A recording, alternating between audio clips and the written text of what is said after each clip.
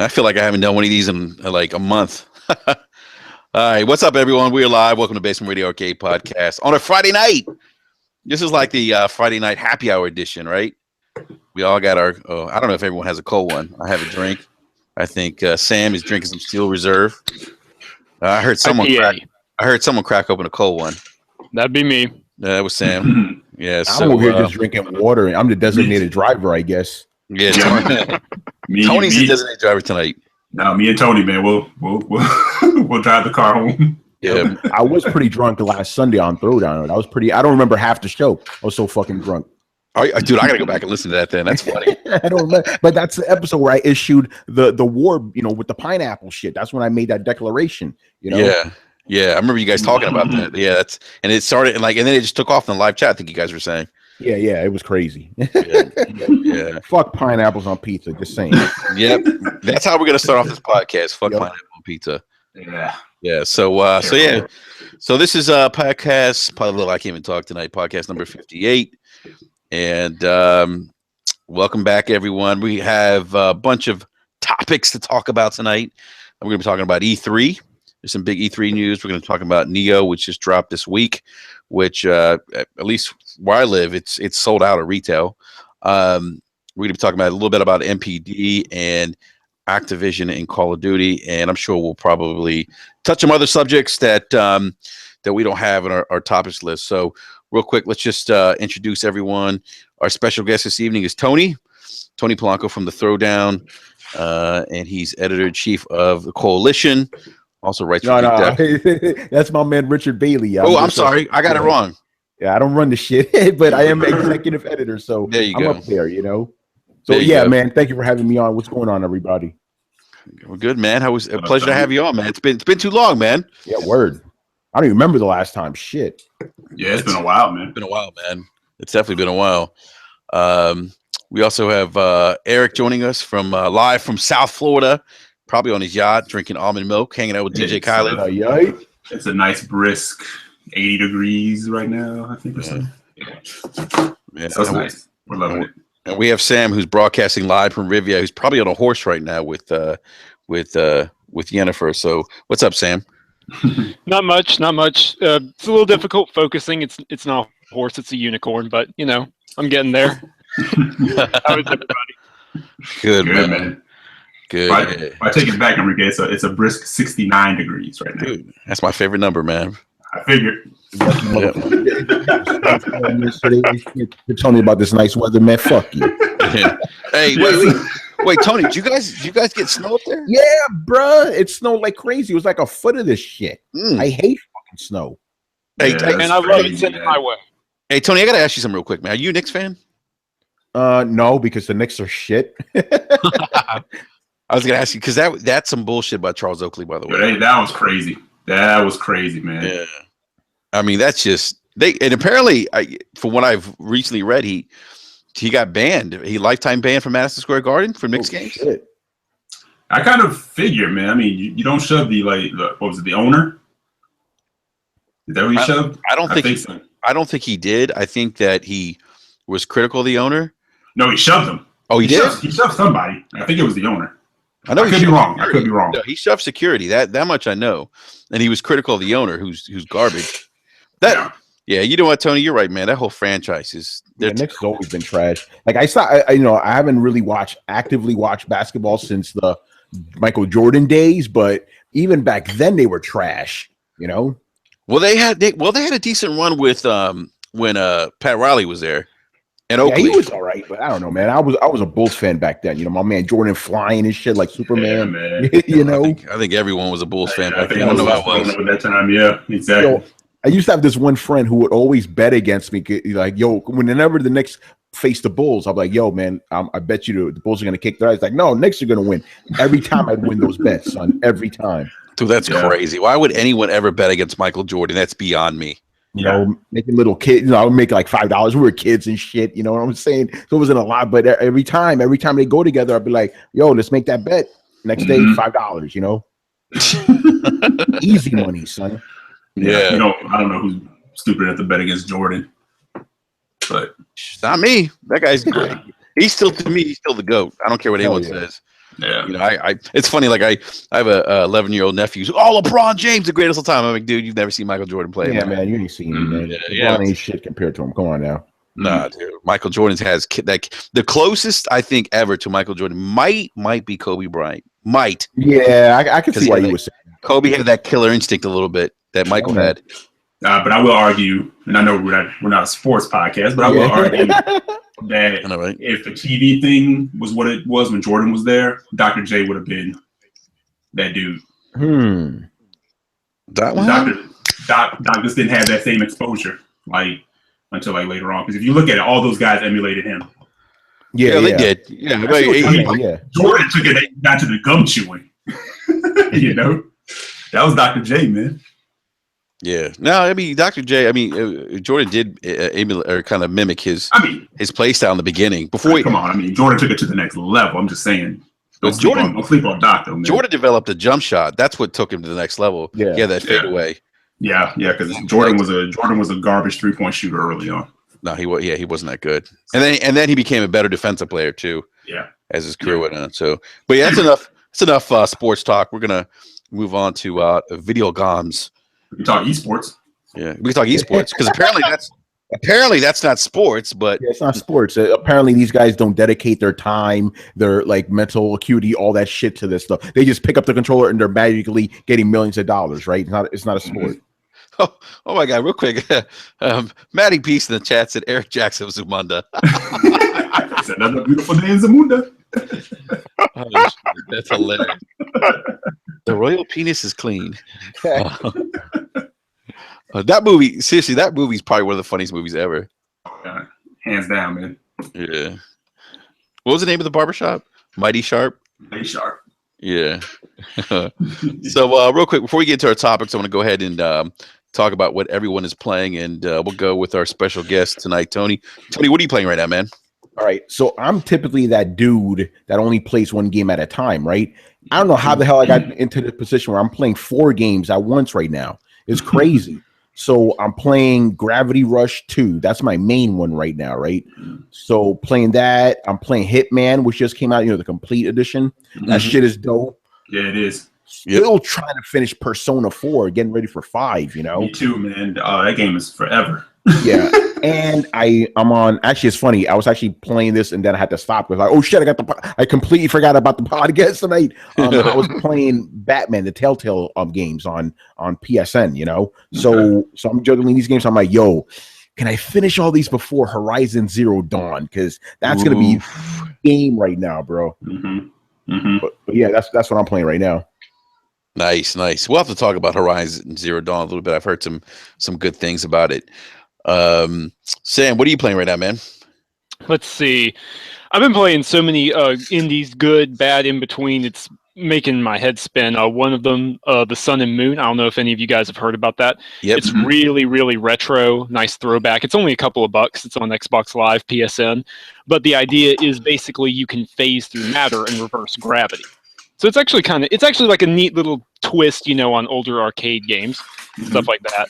The main game I've been playing, though, is Resident Evil 7. Oh, yeah, man. I finished that shit. That's a great fucking game. I've played it 3 times.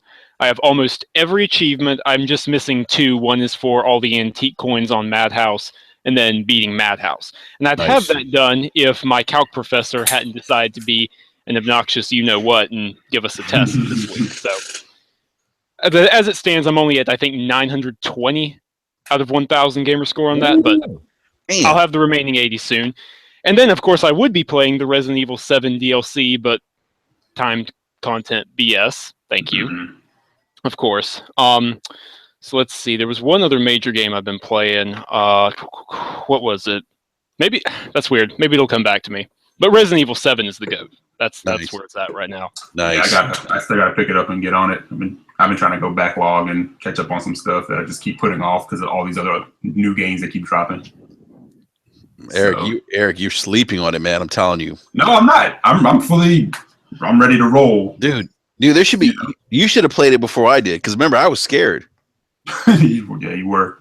Yeah, that shit is scary, man. Yeah. But this is just the point where you kind of have to say, there's always going to be a new game that you want to play, but there's a few in my backlog that I've been desperately wanting to get 2 and get through. Mm-hmm. So that's why I just say, I'm just going to dedicate to that. It's Resident Evil 7 is not going anywhere. Right. So, but that's definitely on the menu for real. Yeah. No, I hear you, man. I'm sorry, Sam. Were you done? I didn't mean to cut you off. No, I was done. I thought there was something else I was playing, but I can't remember it for some reason. So many games, man. See, so many games. That's what it's at. Yeah, for real. What about you, Eric? What are you playing, man? I've been playing Yakuza 0. So still rocking on that. Like Tony, Hitman. Been hearing nothing but good things about it. So I said, I'm finally gonna go ahead and jump into that. And damn, man, I was skeptical as hell when they first said they were gonna do episodic and playing the beta. I was like, okay, but damn, man, I don't know if that game gets enough props for what it's doing. Yeah, to be honest with you, the approaches you can take to kind of just finishing the missions, it's insane. And then the challenges, it's they really put a lot forth into giving you value out of doing the episodic. That was actually a pretty smart move for them. But I waited until the whole collection, so I can kind of just run through, the whole thing and kind of at once if I can do that. But other than that, Doom. I said it's been too long. Nice. There. I wanted to get on it. Nice. I believe I'm close to finishing it, and I've been loving it. But I saw your achievements. You're close. Yeah, but there is one thing about Doom. And I think Tony, you and I tweeted about it some time ago. Like Doom 3, this is just my opinion. It kind of almost sits on that line of wearing out its welcome. Almost, yeah, it does. It's weird because I would say 50% through, you're like, yo, this is the shit. Mm-hmm. Then when you get to that other third, you're like, oh, I don't know about this. But then the end brings it all back. I'm like, okay, this is dope again. So there's a weird part in there, right after the middle part, but before the end, where it gets really boring, but then it really picks back up again. Right. And I'm kind of feeling that because I kind of hit that point where I was like, this. It took me back to Doom 3 for a minute, where I felt like they put a lot of added stuff onto it to maybe give that appearance that it was more for your money, which I don't think you need to do because what's there is good. And I'm not saying Doom is necessarily doing that, but there was a part where I was kind of like, all right, that kind of felt longer than it needed to be. Yeah, for sure. Yeah. But in the part that I'm in now, I'm like, you're starting to feel that where I think, I'm getting to the end. Like Sam just said, obviously, I'm getting there. So I'm kind of like, but the game is dope, man. That soundtrack is insane. Yeah, that's one of the best soundtracks of last year. Easily. Yeah, man. Yeah. And just the way it plays, the speed of it, and everything else. But well done. I'm definitely enjoying it. Yeah. And I think when I'm done with that, as I'm still working on Hitman and Yakuza, I'm going to finally jump on Dishonored 2. Oh, nice. I've heard great things. Yeah. Still haven't gotten to it myself. I've heard great things about it, though. Yeah. But I know if I get Resident Evil 7, Dishonored's just going to get pushed back again. And like Tony was saying too, when Horizon drops, that's when things slow down and stop. I've been anticipating that game for the longest. So that's it. There's a lot more games. There's a lot more backlog. I think I told you guys, you get that backlog ADD. Oh yeah, staring at me like, oh my god. So, yeah. I hear you, man. It's I have to admit that I have not played Doom yet. Oh man, you got to get to it, bro. I know, dude. I need to get on that. Rip and tear. I know. I need to. It's been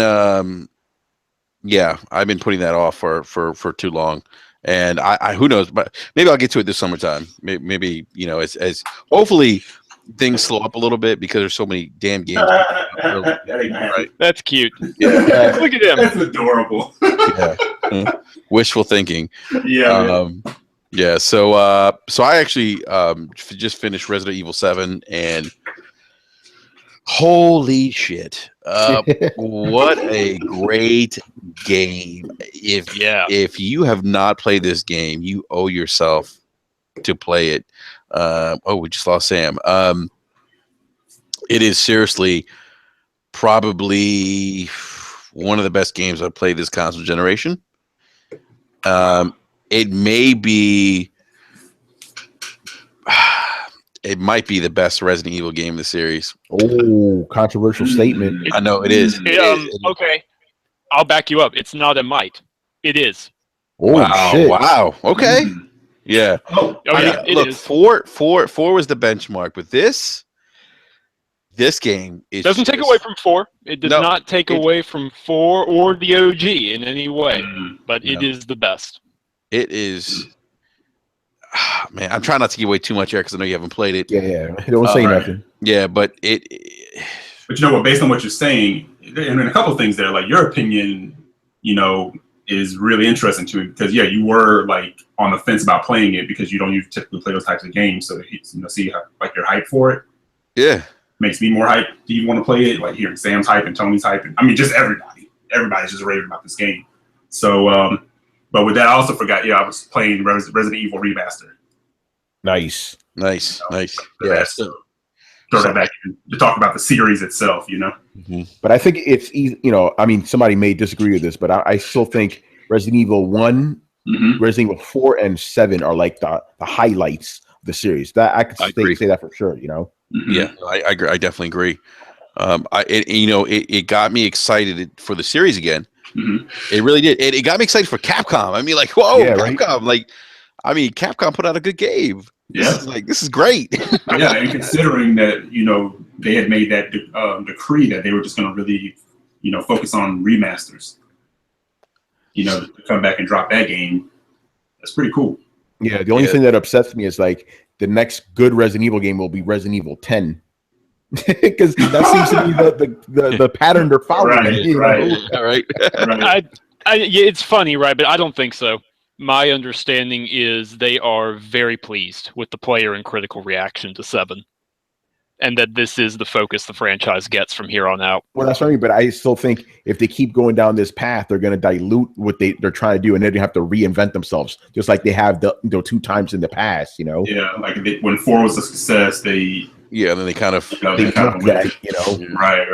Let's hope not, man. Yeah, I hope not, because this was just this was a really, really good game.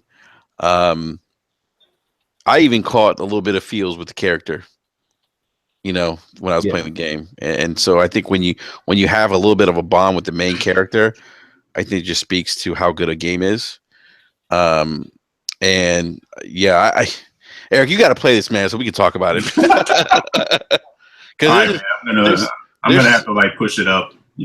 There's so much I want to say about the game, but I can't. It's good. I'll just leave it at that. It's good. If you haven't played it, go out and play it because it's definitely one of the best games I've played this console generation. And outside of finishing Resident Evil 7 last weekend, I got back into Gravity Rush 2. All right. Which I'm enjoying. It gives me, you know what? Every time I that game looks beautiful, by the way. Yeah, it really does. It's ridiculous. Yeah, it's like, damn, man. Like, because I really like the original Gravity Rush, but it seems to me like with this one, they're able to do all the shit they wanted to do with the original one. Yeah, exactly. No, I totally agree with that. And it's every time I play it, it gives me Jet Set Radio Future is one of my favorite Sega games. Nice. And it gives me those Jet Set Radio vibes. I'm like, oh my God, I want another Jet Set Radio game. It probably will never happen, but I just get those vibes. And I just think, oh my God, like what would a Jet Set Radio Future game look like? You guys, so Eric, I don't know if you played Jet Set Radio Future. Oh yeah.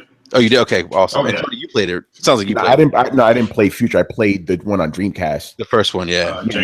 Yeah. I know there was one on Xbox, but Xbox was like a joke system to us back then, so we didn't play that. But I definitely played the one on Dreamcast. That game was fucking amazing.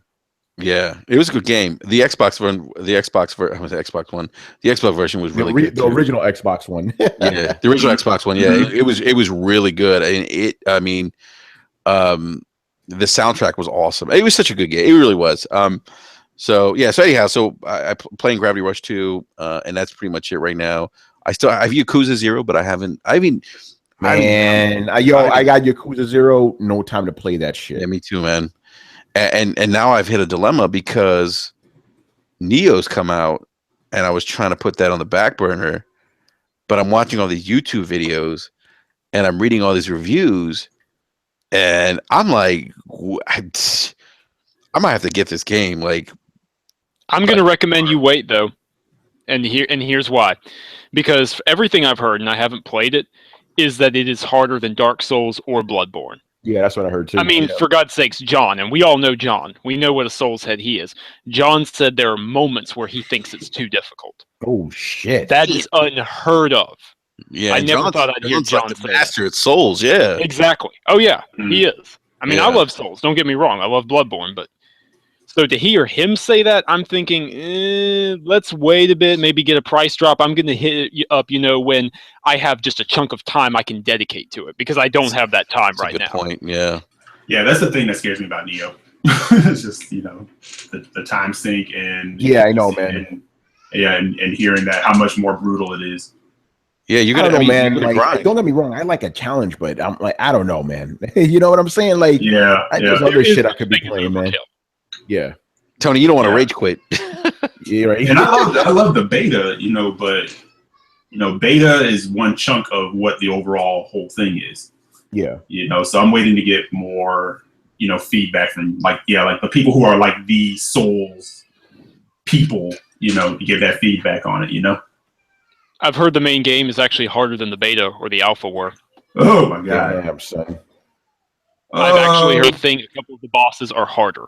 Yeah. So real quick, I want to go to the live chat. Chicken Spaghetti said, "Nioh is fantastic play right now, Enrique."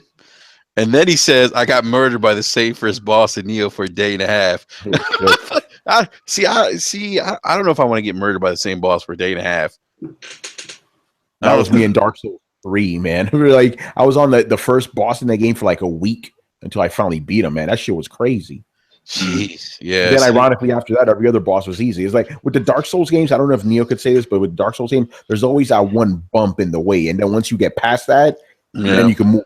It's like the game is teaching you how to play it, and if you don't learn, you ain't moving on. Right. That's It's like a dance. Like if you're not going to learn the dance, I'm dancing with you. Here's the thing I want to say about Nioh real quick. It's like, here's my fear, because I trust the guys who do Dark Souls games, right? I know they know how to expertly balance it. My fear with Nioh is that they haven't really balanced it out as correctly as the Dark Souls games. You know what I mean? Like, it could be unfair. If you play Dark Souls, for a fact if you die, it was because you fucked up somewhere or you didn't learn something. In this game, it seems like it's fighting against you. Like making you lose. I don't want to give anything away, so I'm going to try and be vague here. But I mean, I'm a Souls veteran. All 3 Dark Souls games. Bloodborne. Multiple times over. So I was watching John stream Nioh. It looks pretty. Nioh. Sorry. Yeah. Nioh. I've heard people pronounce it both ways. Whatever. No, it's think about the Matrix. Whoa. Nioh, dude. But seriously, I was watching John stream it. It looked unfair. I'm going to be perfectly honest. So that's my fear of it. I'm like, okay, I think they're making it difficult just for difficult sake. They're not making it challenging, if you know what I mean. There is a difference. There's a difference. Difficult and challenging, Yeah, that's true. That's a good point. But there's a difference. All right, so maybe I'll hold off then. Battletoads. Yeah, so maybe I'll hold off and because I mean we have Horizon Zero Dawn coming out end of the month. Oof, I can't wait. Man. I cannot wait. That game looks good. Yo, I played that at PSX, man. That shit is like buttery smooth. The controls so responsive, intuitive. It's gonna be ridiculous, man. So Tony, it's an open world RPG, right? Yeah. Okay, and that's what they say, at least, And so you said the game looks great, runs smooth, controls are good.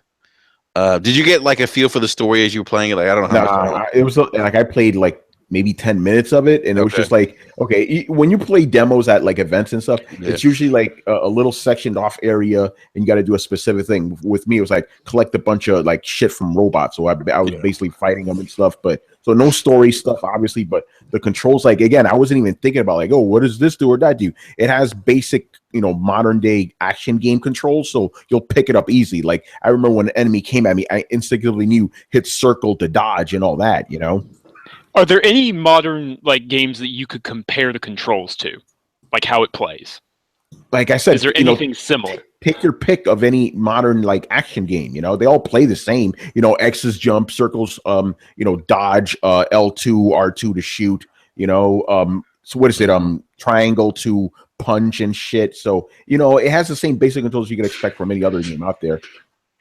I've heard people make comparisons to like The Last of Us, Fallout. I don't know about Fallout because you can't like see your character in Fallout. You know what I mean? Mm-hmm. Like maybe a little bit. No, I can't say Batman because Batman has those specific combos, but maybe Tomb Raider. Yeah. You know what? Let's go with Tomb Raider. It feels a little bit like that. Let's go with that. All right. There's a bit platforming in it too. Mm-hmm. Nice. Right. Like a Tomb Raider, Uncharted type thing. Yeah, that works. Yeah. All right. And I don't know if you ever talked about it on the show. Like, how did you guys feel about cutscene gate from Horizon? That one cutscene that was going around and people were basically ready. Some people were basically like bailing. Like, I was anticipating this game. And I see that cutscene. I'm out. I'm like, really? I'm going to be completely honest. Like, I'm staying away from every single trailer for the game. Like, I've seen the shit that showed at E3 all those years ago, and that was pretty much it. I'm just being completely honest. So anything about this cutscene gate or what? Everything's a fucking gate now. Yeah, I'm doing the same thing. All these videos they're putting out, I'm like, congrats. I'm not looking at any of them. Yeah. I've been pretty much, completely on blackout when it comes to this game. It's just that one was hard to avoid because like everybody was like losing their mind over it. Yeah, no, I've seen some stuff, but I'm like, it's just these fucking fanboys, talking shit. I'm not gonna pay attention, Right. Yeah. All right. Well, so I mean, it's 2017. I mean, has just been by any stretch of the imagination, it's just been a great year in gaming. We have that coming out. We have Mass Effect Andromeda coming out. Fuck. I mean, so February Halo Wars 2. Halo Wars 2. Which, if you're an RTS nerd, is a huge deal because we never thought it was going to happen. Yep. And April. What's coming out in April? Persona 5. Persona 5. Right. Yeah. So Persona 5 looks really good. By the way, I can't wait. I saw some new footage this week. Oh man, I can't. This is crazy, and that's just the first 4 months of the year. Who knows what's going to happen the rest of the year after E3? Yeah, right. What else we're going to get? So, but speaking of E3, oh boy, yeah. So Tony, you guys talked about this on Throwdown last night, and I thought you guys had a great conversation. You guys have you Tony, you have a really good, I think, perspective on this because you've been to E3 multiple times, and so basically what's happening now is they're opening up E3 to the public, and this was announced this week, and I think I don't know if I don't know.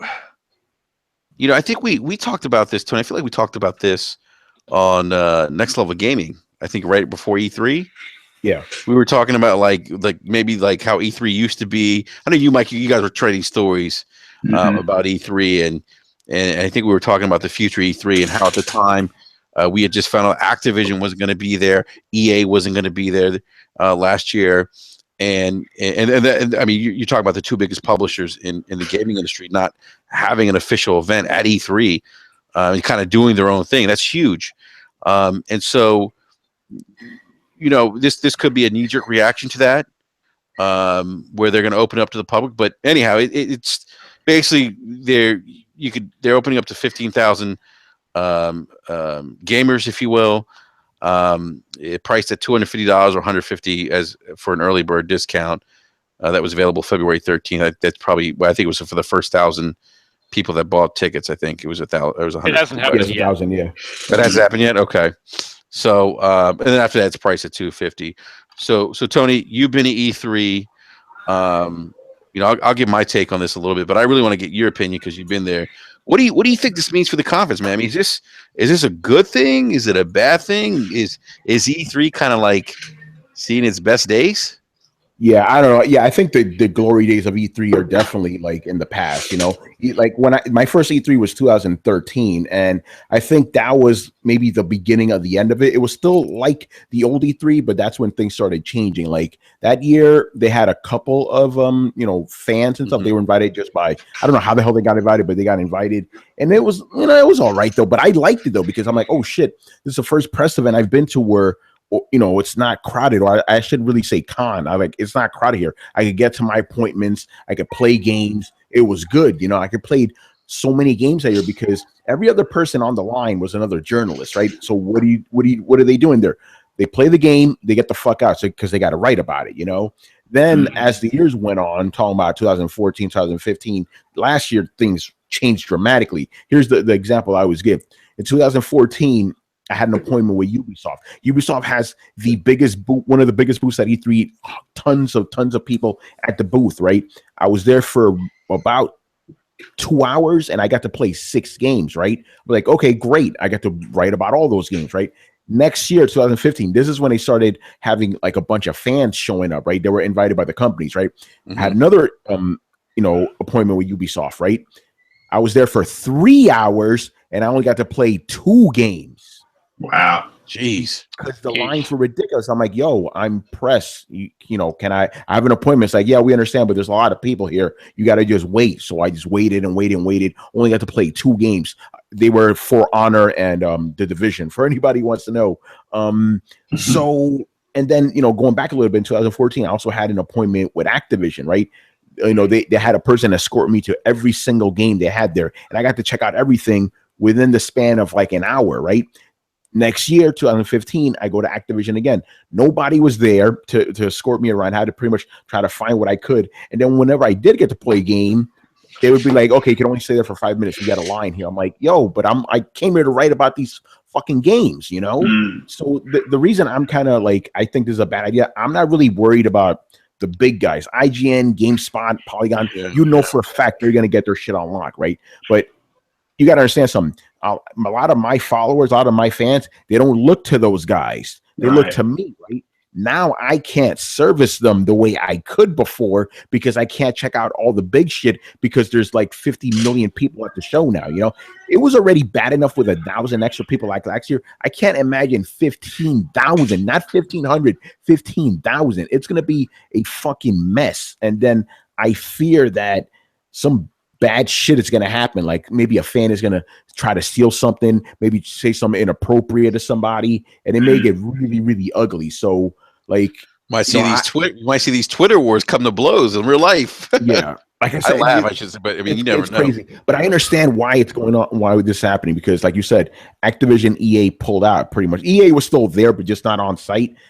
They want to get these companies back, and they're like, hey, we'll entice you to come back if you have more people come to your booth or whatever, right? Probably because they can make money and shit. So I think it's part of keeping E3, relevant, because let's just be completely honest now. E3 in 2000, whatever the fuck it is now, it is irrelevant now. Let's just be honest now. All the information you get from E3, you get at any time of the year, right? Any company could put out a video. To it at this point. Yeah, that's what it is. Because look at perfect example is Rockstar. Rockstar doesn't need fucking E3, right? They can do things whenever the hell they want. Nintendo does the directs whenever they want. Any of these companies to do the exact same thing. Not only would it serve, would it give them would it save them a lot of money, but their message would be more controlled, right? So E3 is kind of it's like a weird little throwback, like things like PAX and stuff seem to be more relevant to gamers now. So I understand what they're trying to do with regards to trying to stay relevant, but I still think it's going to be a disservice to like the middle of the road journalists out there who are just trying to make it. And I'm like thinking about like guys even below me, like when I was on that level, when I was on that worm level, basically, E3 helped me so much to become, what I am now, right? Now, if you're one of those guys where I was 4 years ago, it's going to be a lot harder to get up there with like so many fucking people there. It's going to be bad, but like as a fan, now I got to take it back as a fan. I think it's a good thing that they're opening it up, right? But, and I did this on one of my Tony 6. There's actually a pretty simple solution to all this, and everybody could win, right? Okay, because traditionally Monday through Thursday has always been the E3, right? That's where the press goes. Yeah. This is what they should do. Monday through Thursday, strictly for press, no fans whatsoever. Friday through Sunday, the days when PAX would normally happen, you get that shit totally for the fans. Everybody would win. Everybody would win, because I still, I probably should have prefaced it with this, but I am not against fans being at E3. I think it's great fans get to E3. I just don't like the idea of fans being there while journalists are there trying to get a job done. That's my main thing. So if you could open up E3 for the fans on the weekend, that would be ridiculous. These companies can make all the money they spent setting up these booths and shit. They can make it back selling fans shit, But I don't know, but I really want to hear you guys' perspective as like guys who've never been to E3. Because what I found interesting on my show on Throwdown, because I purposely made it so half of us, went to E3, the other half didn't go to E3. All the guys that have never been to E3 are not even interested in this shit. I was shocked. I'm like, dude, you have an open invitation to E3? They're like, no, don't fuck that. I'm like, whoa, okay. What do you guys say? I kind of co-sign with you, man. Like, even though I've never been, I think there's definitely a way you can, kind of do both and like kind of appease everybody. Because I think if you have the early part of the week, like Anchor was saying in the chat, you cover the conferences, you get to cover some of the show floor. And then, from Thursday on, I think that would probably fit most people's schedules anyway. Yeah. For just like regular life. Because if you're there as a journalist covering it, that is your job. So you're going to be there as part of work. So, but I think honestly, I'm not surprised by E3 doing this because we are in a world where, social media, YouTube, everyone's got a voice, everyone's talking. It's a good way to get coverage. It's a good way to stay relevant, but yeah, but if someone's got a job to do and they're trying to just get there and get coverage and then their job depends on the coverage that they get, it's all, why make it harder on them? Yeah, it's interesting because Tony, on your show yesterday, I forget who it was. Someone mentioned that, in the beginning, it's almost like E3 made sense because the industry wasn't as big as it is today.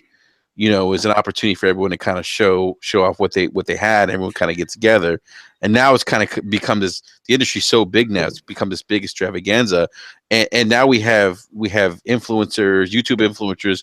We have technology. People have access to information that they didn't have in the past. Like, my days at E3 go back to, or at least watching it, go back to 2002, and it was much different. Like there wasn't Twitter, there wasn't YouTube. There was G4. There wasn't G. There was G4 and stuff. You sit and watch the coverage through that. That was like a window in. Yeah, but Eric, we knew about. Okay, so here's the thing. We knew, Eric. You remember this? We saw things, and we knew about the Xbox One S weeks before the press conference. Yeah, right. Like we saw that, right? Mm-hmm. And that's the day that this is the age that we live in now, where to me, growing like I say growing up, but to me, like if I think back to 2002, the nostalgia of E3 was, oh man, I can't wait for these press conferences. I can't wait to, hear about all these new games. But now you have Twitter, you have the day that you have the dawn of the internet, where you have social media now, you have YouTube, and there's all this information that's leaking out now. Yeah, that's something I'm glad you brought up real quick because I completely forgot to talk about that. That's the other thing. When you go to, I was going to say, for me too. When I go to E3, right, I already know half the shit that's coming. Not because I'm an insider, but because the spot's been blown. You know what I'm saying? Like last year, for example, I was at the Microsoft event. I got there. This was maybe half an hour before it started, right? I get a fucking text message. Yo, Tony, did you see this? They sent me a link. An entire breakdown of the conference. I'm like, what the fuck? Right, yeah. And it wasn't like linked through some back channel. This was a site posted it, So that's the other thing about E3. Back in the day, right? Okay, and just a quick history lesson for you guys. E3 came out of CES, right? Mm-hmm. Video games were always shown at CES, but the industry became so big, they needed to have their own thing, right? But so E3 was its own thing. That's all the only access you get to that is EGM and all that other shit, like I going back a little bit, I was 15 when that happened, right? 1995. This thing E3 and best Sony mic drop moment, by the way. Yeah. Oh my God. I was like, yo, what is this shit? Ever since that day, I was like, yo, I need to be on this fucking. I need to get to E3 somehow, some way. What's up, Anchor Man? Yeah, what's up, Anchor? So I was like, yo, I need to, But again, the only way you could get information on E3 for almost a decade was video game magazines, right? Yeah. And then G4, they started airing it in 2005. I was like, oh shit, I get to watch E3 now. This is crazy. But again, those were the only ways you could actually see E3. Now you could literally be on Twitter that day and get all the information. You don't have to go anywhere now, you know? So it's kind of lost that little luster. And yeah, those leaks, man, they're really bad. I remember, I think it was 2 years ago during that big Sony event where they reintroduced The Last Guardian, that Shenmue and Final Fantasy, right? Literally, as I'm in the conference, this is one of my insider guys. He tweeted, he texted me. He's like, "Yo, Tony, Shenmue 3, Final Fantasy remake, and Last Guardian have a nice Sony conference." I'm like, you motherfucker! It's like you're taking the joy out of it. Yeah, no, but it was funny because I had my boys around me. I'm like, "Yo, you know how you say, my man right here is inaccurate? Let's see how accurate he is with this shit." All that came true, you know, dude. It's so true. Yeah, we knew. I remember that before. We pretty much knew a lot of what Microsoft was going to show. Yeah, E3 has just lost a lot of its power. So, you know, one of my guys said this on Throwdown, and I can't disagree with it. Even though I don't want it to happen, I can't disagree with the statement. Maybe this is the last gasp of breath E3 takes before it completely goes away. You don't need E3 anymore. You really don't. Yeah, I just want to say something real quick because I want to get to Anchor because Anchor's been at E3. Tony, you just said something. You really don't need E3, and I think Sony's press conference, Sony's their thank you, has shown that. I mean these guys. I mean, if you think about it, Sony and Microsoft could really just do their own events, their own fan events. Yep, and people will go. I mean, we're seeing. I mean, people are going to PSX.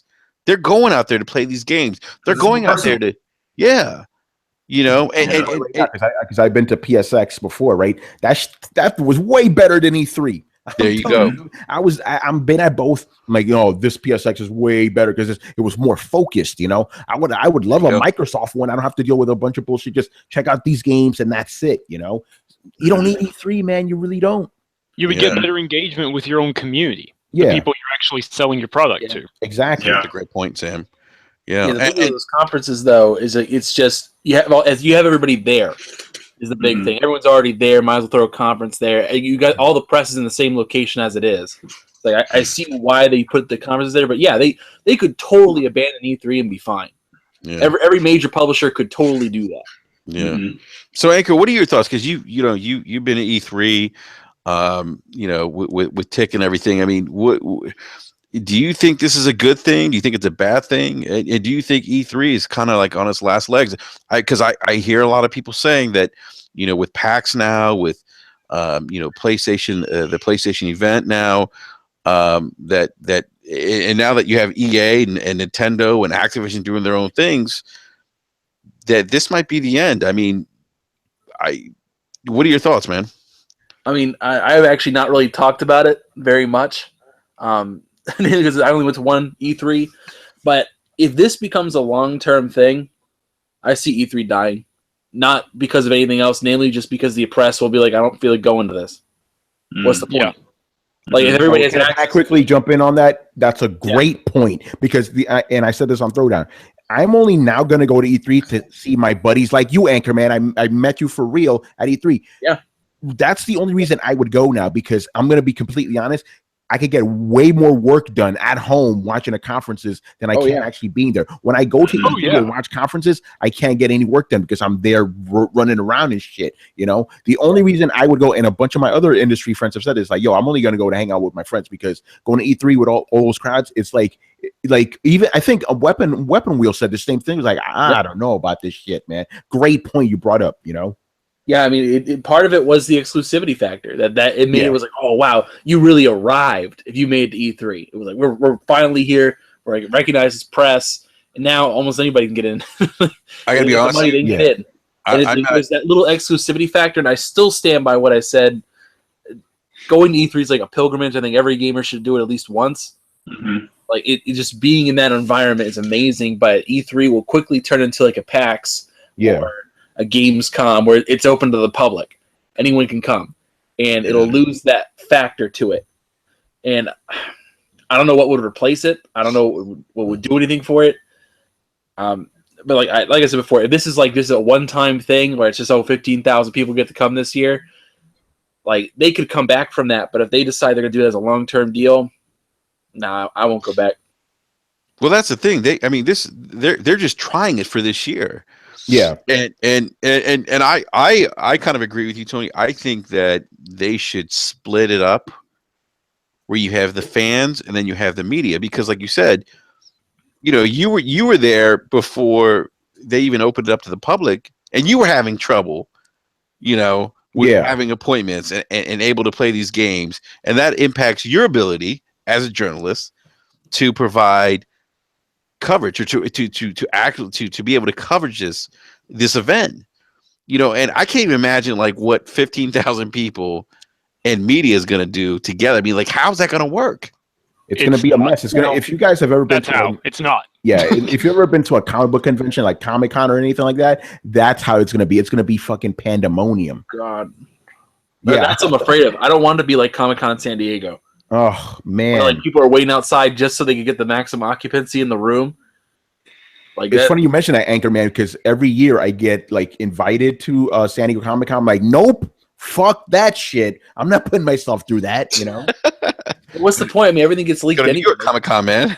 I go to New York Comic-Con because it's just like 40 minutes away from me. But even that, it's like, actually, it's funny. This year when I went to, or last year when I went to Comic-Con, the last day I'm like, fuck it, I'm not dealing with this shit anymore. Right. It's bullshit. And that's what I always loved about the old school E3. I could go there, get all my shit done, and still relax and get all my, like, basically I go play as many games as I want, have as much time to write, have as much time to chill as I want. Now it's not going to be like that anymore. It's going to be ridiculous, Yeah. Hey, real quick, I want to give a big shout out to B Money. Just joined us. What's up, B Money? All right. B. Oh, he's probably still setting up. What was that one weird year at E3 where they didn't have it like in a hall? They had it like appointed at like they had a hotel room. I said hotel rooms. They have like different hotels, right? Yeah, like I heard some people from the media is just saying how horrible it was because they had to go across town to get to this one and then back over here. No, I think they had to go to hotel rooms, like in rooms to like play games or something crazy. Yeah, it was some weird. Yeah. And that didn't happen again. Tony, you went year before last. Yeah, I told, like, the media actually had like privileges over other people. Oh yeah. Like I said, Anchor, you went for like a different. You were like invited, right? I think it was. Yeah, we got invited. I got invited, but I was mainly working the floor. Yeah. And Cal. Mm-hmm. But yeah, no, because I started going in 2013. I've been there ever since, and every year they get more and more fans, and it's gotten a little bit. I'll give you numbers breakdown actually. First year, I wait, Tony, real quick, man. I got to ask you a question. What's up? Real quick. So you were there 2013? Yeah, 2013, 14, 15, 16. So did you go to the Sony conference 2013 Yep. I was there with the 400. Yeah, that was ridiculous. Dude, how was that exchange? You know what I'm talking about? The Atom Boys and Shuhei, the... Oh, yeah. No, the crowd is how we should get... Yeah. What was that like? I mean, that was your first experience. I mean, that was... I've always said this, like, Sony's had the biggest mic drop moments at E3 with what they did in '95 when they came out and announced the price of the PlayStation, and the guy left the podium. Yeah, it's funny. It's funny you mentioned that, and it's going to sound equally funny to all these guys that think I'm a fucking Sony pony, right? This is what happened that year. We were after the show finished, because I went there with my first site, SCF Film Play, and my boss, Torrance Davis. He was recording people giving their reactions, right? So everybody was just talking about, $400, Sony killed it. I was getting annoyed. So I got on camera and I'm like, hey guys, can we talk about the fact that Microsoft had a better conference than Sony did? And everybody got mad at me. Because everybody remembers that mic drop moment, right? That Sony laid out. But the thing is, earlier that day, because remember, Microsoft, they revealed the Xbox One, one of the worst reveals of all time, like in March of that year, right? They came back to E3 that year and had wall-to-wall games. Sony had at least a good 30 minutes of bullshit during their conference, So our conference. Sorry, go ahead. I would say like everybody forgot Microsoft even had an E3 conference. They just remembered the reveal. They did have a good E3 conference, so their conference was good. 2013.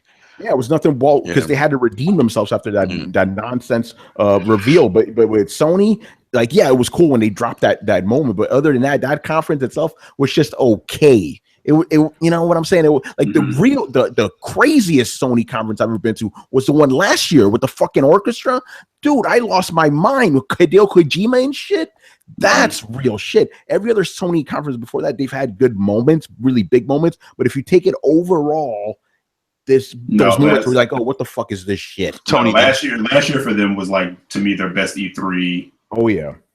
For like the past 3 or 4 years or so. Yeah, I thought that was the best E3 conference they've ever done because it was games, and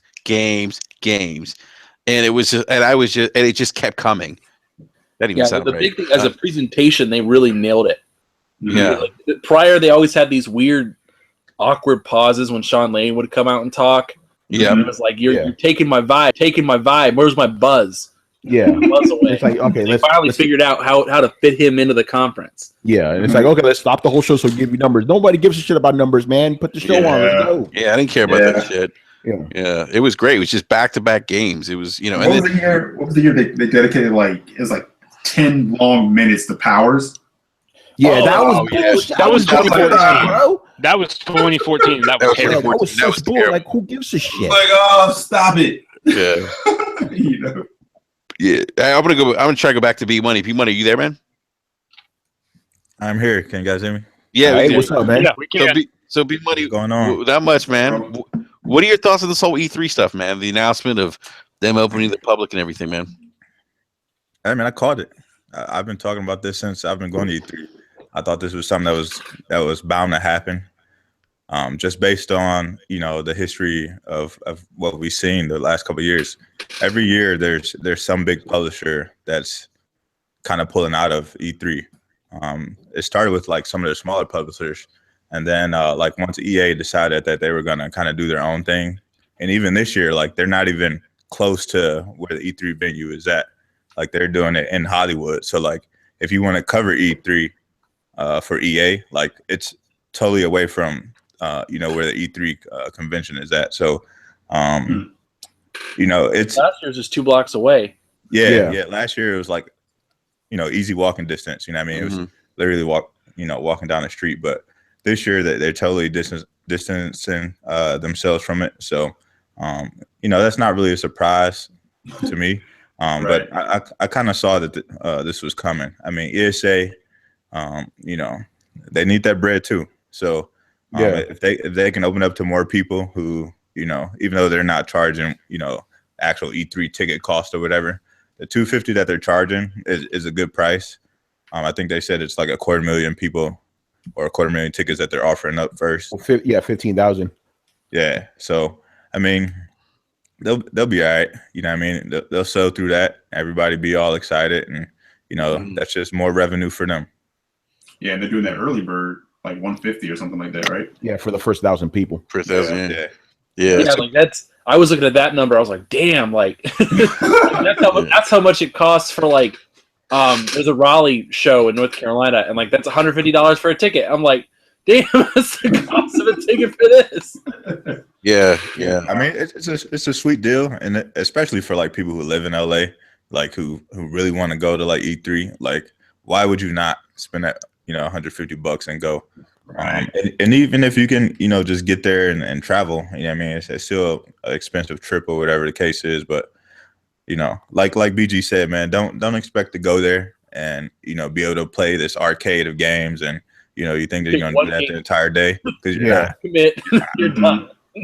Yeah. So let me ask, but B-Money, do you think this is kind of like the end of the E3 is kind of on its last legs now? I think this is a way for them to kind of generate the buzz again. You know what I mean? If you let the public in there, gamers who are really, really into it, I mean, they drive that buzz even further, you know what I mean? Because they tell a friend and, their friend tells a friend and, it kind of drives that buzz around it again. You know what I mean? When Tony knows and, even Anchor, he went with us last year, like, when you go there as media, like it's hard enough to like try to, fight through all these people to make it to appointments or try to get an interview. But now you get like, these average YouTube kids who are going to be in there, and guess what they're going to be trying to do? Get the same interview that you are. So like, it's going to be tough, for small media sites, like TICGN and other sites. So, I don't know. We'll see. Hopefully it's not the end. Hopefully, other publishers take a look at this and they say, this is more of a reason for us to get our games in front of gamers. But we'll see. But what's interesting is there's the PAX factor now, and it's almost like with EA and Activision pulling out. And I've been saying this. I've said this on the show before.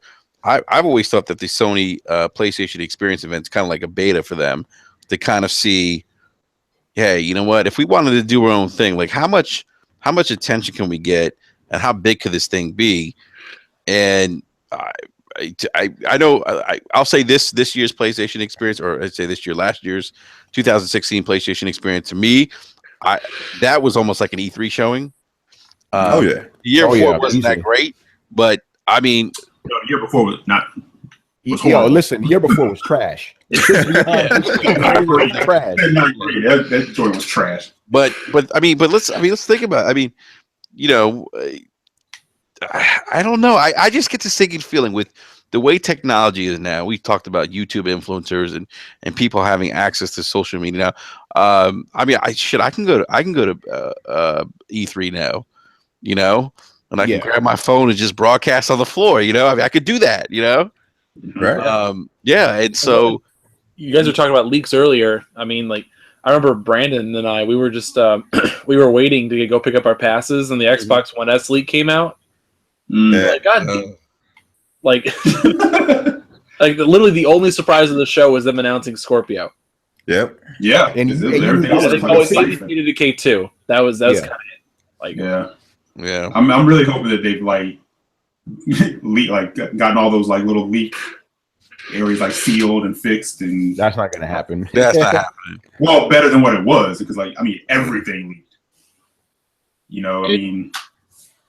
I think the issue with E3 is that it takes place in one place every year. Yeah. And you have PAX now, where PAX is all over the country. Except not the representation areas. One thing that's always pissed me off is PAX South is in Texas, and PAX Prime's in Boston. No, PAX Prime is in Seattle. What about this whole PAX East is Seattle. PAX East is Seattle. PAX East is Boston. PAX Prime is Seattle. I thought the PAX Prime was no. Prime is Seattle. East is Boston. Boston. All right, okay, the other way around then. We need something in the Mid Atlantic. I've been saying that for a long time. Especially, I live in the home of Bethesda. They need us. They need a show here. They need a show here. Because Anchor, I think you're in the Carolinas, right? Oh, I'm in the Carolinas. If they shot for Virginia, you can get Insomniac, Epic, and Bethesda all right there. Yeah, all right. Plus Ubisoft, Red Storm Entertainment is in North Carolina. Yep. Oh, wow, I didn't even know that. Facts. Mm-hmm. Yeah. Most of the places are out in the satellite cities outside of Raleigh. Yeah. So, Cary. Yeah. You don't go to Cary unless you're going to Epic. Yeah. So so we'll see what happens. Things have gotten interesting. I can't say that I'm totally. It's interesting, Tony. I know you said you had guys. I forget who it was. So one of the guys on the show said that they're not interested in going to E3. No, literally every guy that has never been to E3 on my show said they're not interested in going. Yeah. Wow. So I'll let you know right there. But you know what though? It's because now it's like you have access to it. Yeah. And it kind of loses that luster a little bit. Exactly. If someone can guarantee me getting to one of the conferences, I would go. But like this, I'm like, I might as well just go to PAX. Oh man, you got. Okay, here's the thing. When we went to the Fan Fest event, there were dudes flying out from Africa to come to this thing with no guarantee of getting in. That's crazy. Wow, man. Oh my god, it was I couldn't believe it. One of the guys I actually went with, we were taking a plane together. He went with no guarantee of getting into E3. No guarantee of getting into anything. And he was relying on FanFest to get in. Damn. And like now you're not going to get as much of that anymore. No, you're not. Just go buy a ticket. Yeah, that's right. Yeah, just go buy a ticket. You know, and you said this earlier, Tony. The reason you'd want to go is to hang out with some of the people you know on Twitter. For me, if I went, it'd be to like meet you, Tony, and Sam if you went, and B Money and Anchor and Eric. I mean, it's the same thing though. Yeah, that's exactly what it is. You know, think about it. I only see these people once a year at E3. That's my only motivation. And right now, I'm just thinking about how ironic it is that 20 years ago, I would have sold my left nut to go to E3, and now I'm like, you know. It's crazy, man. But yeah, the only reason I would go is to hang out with guys like you, my buddies and shit. That's the only reason, because you're not gonna do it again. And think about it like this: I make a living off this shit. Even I'm not guaranteed to play games, bro. Even with appointments. That's how crazy it is now. Wow. When I was at E3 last year, I think I played a total of 4 games. Mm-hmm. What? Total. The entire time. Like, that's how crazy it was. I think I played a bunch of the small games with no lines. Yeah. I was like, oh, Cuphead? Oh, I'll play it. They had like hell yeah. Anchor's playing Minesweeper. Because they're playing Doodle Jump too. But even to play Cuphead was a while, man. Like I was there for like 10 minutes waiting. I'm like, come on, man. What is this shit? I'm like, I'm pressed, man. These motherfuckers ain't pressed. Get them the fuck out of my way. Cody, were you holding up your badge like, dude, look, come on? I didn't bother at that point because it's a line. You got to wait. It doesn't matter. It's bullshit. The only way to get into that stuff was like you had to know somebody and like have them escort you to the front of the line. Yeah, that's how my man Chris on Throwdown got to play Zelda. Zelda had the biggest line there, right? Like that's what I heard. 3-hour wait. Wait for 6 hours. Yeah, it's crazy. But my man Chris, he used to work at Nintendo, so he knew people there. He had to wait 5 minutes and he got in. Other people weren't that lucky. Jeez. Wow. My man Jordan, he works for Geek.com too, right? He's the senior editor there. My man was there for 3 fucking hours waiting on that line. That's not good. It's crazy. That's crazy, man. Good grief. Yeah. Well, so it's like you play one game. It's gonna be fun this year. Try to find something odd, and then by the time you're done, like your day's over with, man. Yeah, it's ridiculous. I might as well just stay at home. Like sweepstakes. Like they're gonna have a line, and then like maybe 1 or 2 people. It's like, okay, we're gonna pick it random. Yeah, right. Someone's to go. Yeah, at least for me, it's like, okay, I get to hang out with my friends. At least Monday is still for press, and actually, obviously the after parties are still for press. So there's at least that, for us. I heard that Bethesda party's off the chain. I heard. I actually didn't go to Bethesda because it was like on the other side of town. That's the other thing. E3 being LA is like shitty because LA is just a horrible fucking town. Everything's all spread out and stuff. So that's the other problem. Maybe they should just change the location. E3. I would love that. Like go to like Las Vegas. That's where everybody wants because everything's kind of nice. That's where CES is. So just go to Las Vegas. Yeah, man. Yeah, so that'd be dangerous. But I see there's deals in place, kind of like with the little Comic-Con San Diego thing. Like they signed a deal. Yeah. It wouldn't just be that simple. I wish. Mm-hmm. Well, I mean, the contract's going to be up, I think, in 2018. So who knows? Move it to DC, nation's capital. Oh God, that's fine. But hey, listen, as long as it's in the East Coast, I'm fine. Yeah, we used to be East Coast representation. They used to have it in Atlanta. Bring it to Miami. Yeah, E3 used to be in Atlanta. Yeah, they used to be in Atlanta. Yeah. Well, the only downside is it's during the summer. That will be hot as crap. Yeah. Who says it has to be in the summer? Yeah, there you go. Could be the winter. Do it in the winter. I'm down with that. Do it in February. Downtime. Miami's beautiful this time of year. There you go. Miami be out of control.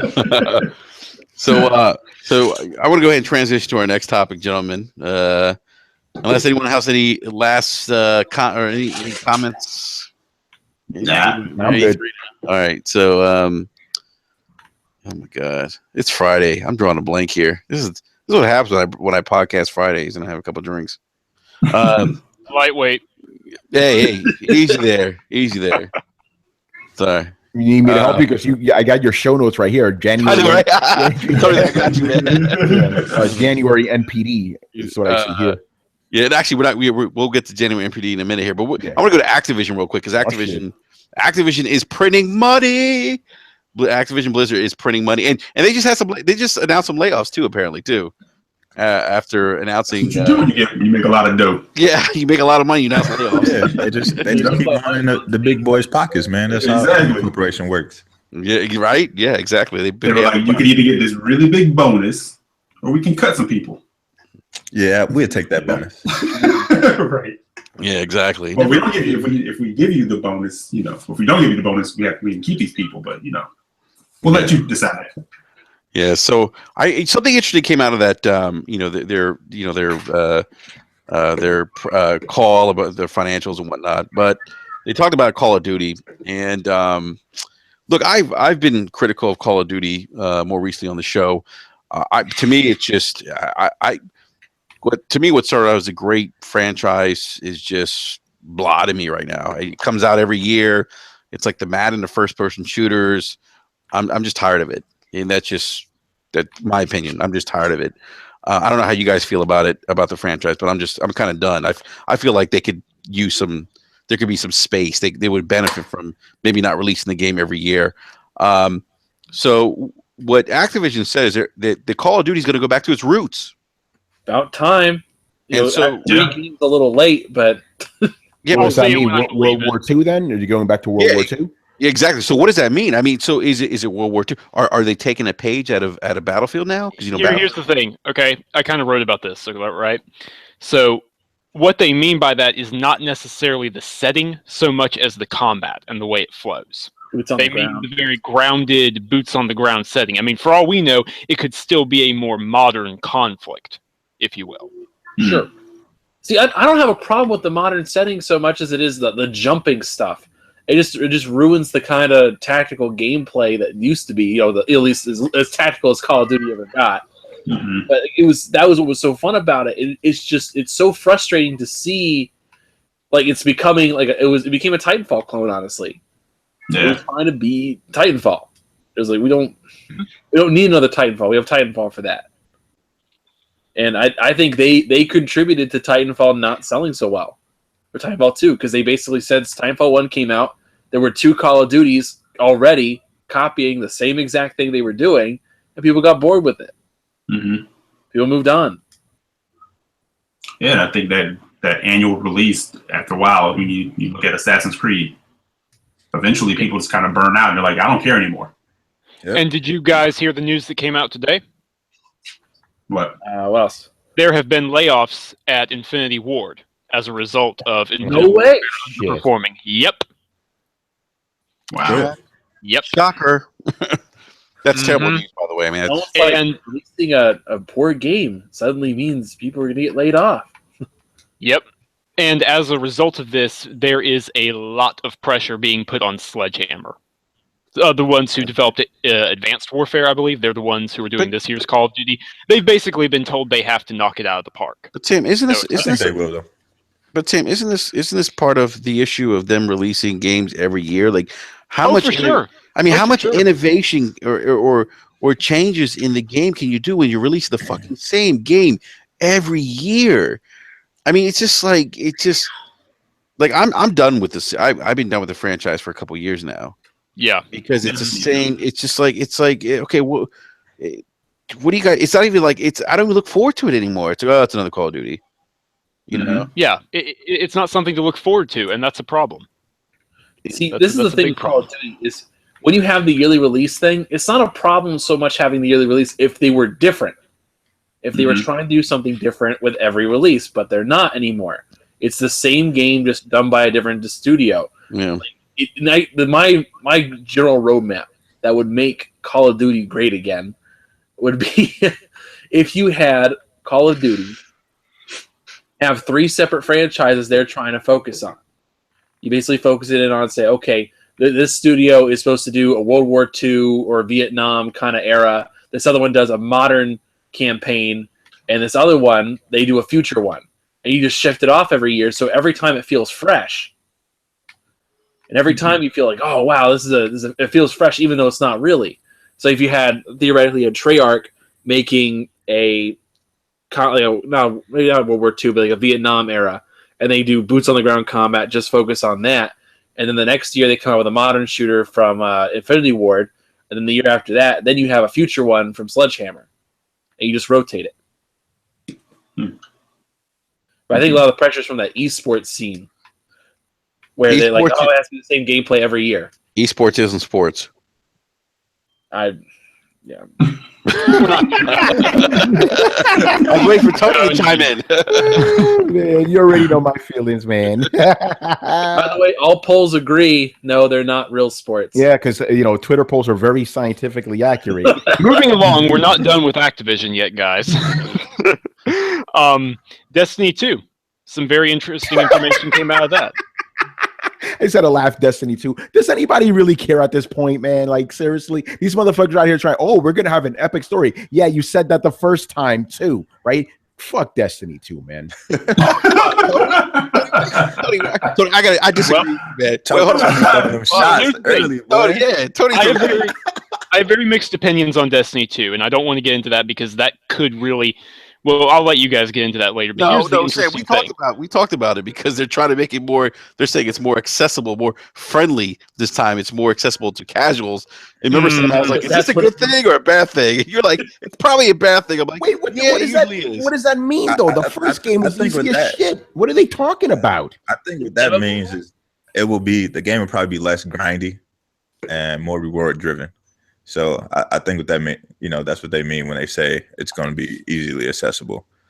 Like, a lot of stuff that, the crazy gear, the crazy helmets, boots and whatnot. Like, you had to grind for that stuff and play the same strikes over and over and over again, weekly strike. Like, that's just nonsense. Like, damn, I put in 40 hours this week. Like, can I get a damn helmet? Yeah, you don't get shit. That's a good point. But there's something interesting tied to, if you'll just let me interject this, and then you guys can go nuts, Bungie's development of this game. It was supposed to come out last year. Oh, this is what we were talking about last night. Yes, I was telling you about this last night, okay? And I think I told you guys some of this in the BRAP chat about this.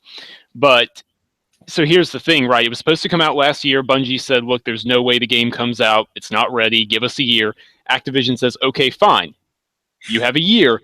But if it does not hit its release date this fall, Activision gets the controlling majority in Bungie's stock shares. Oh. Damn. Yeah. So, you know what that means? It'll be out this fall. Yep. Yeah, it'll be out this fall, no matter what. Whether it's broken or not. It'll be out this fall. But you know what? It's B-Money. If it's broken, they'll just patch it.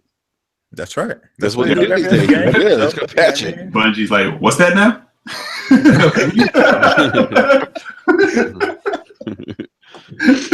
Yeah, you know what, Tony, I gotta disagree with you. I'm excited for it, man. I like Destiny.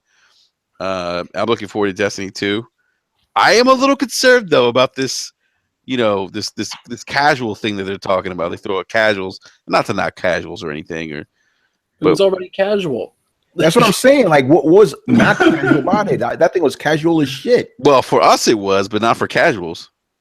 I don't know. How do you make it more casual? Like lock on, like lock on for every. I don't know. Like, how do you make the grinding it more aspect? The grinding aspect wasn't. Well, I will say you don't get much more casual than you buy the update. You immediately jump to level 30. Oh man, really? Because I remember like vanilla Destiny players who did that grind. They were like, "What the hell?" Yeah, that's true. I was actually. I remember Eric. It's funny you said because I remember the last DLC. You're like, should I get? I'm like, yeah, man. Just you go to the post office or whatever it's called. You get your little upgrade and you're there. You sat there with your little badge, grinded it out. I know, right? And a little casual nerd next to you, like, "What's up, guys?" Yeah. Hey guys, I'm new. Want to run a raid? Never done one. I just upgraded with my milk money. Yeah.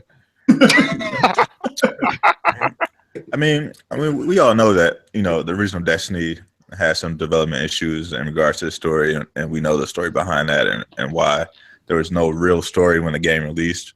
But all the content that they put out after that, I mean, I think it was dope. The art style was nice as hell. Like the game was beautiful.